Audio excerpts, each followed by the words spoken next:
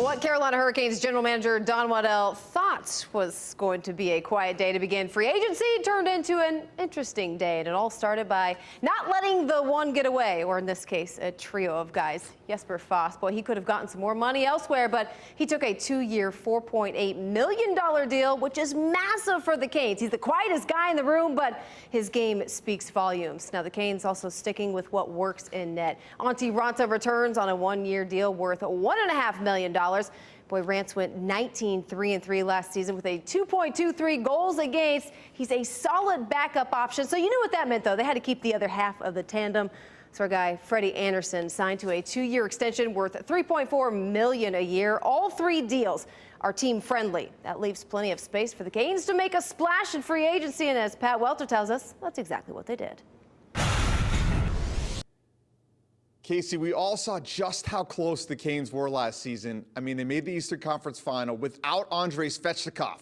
Now with him back healthy and the signings they made today, Carolina's in position to take that next step. To quote Don Waddell, cap space is like gold.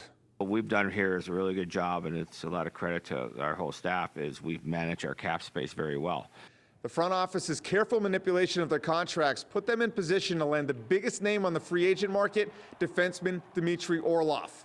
I need to make a good decision for me, and and I want to play in a good team. So I think I did the right decision, and I'm happy to be with Carolina right now. Orlov's 2-year, $15.5 million contract ate a good chunk of that cap space, but they still had room to add some much-needed grit.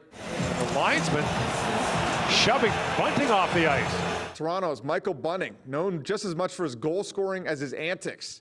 We wanted to add to our forward group, a player that brings lots of intangibles. He can score, he can hit, he's a feisty guy. These moves, combined with the team-friendly deals they already inked with their own free agents, signal a new era in Carolina.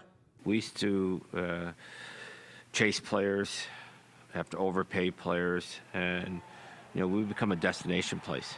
Now the big fish they still need to reel in is Sebastian Aho, who has 1 year left on his contract. Waddell said they had some great conversations with Aho's agent at the draft. He expects those to pick back up in the next couple days, Kacy.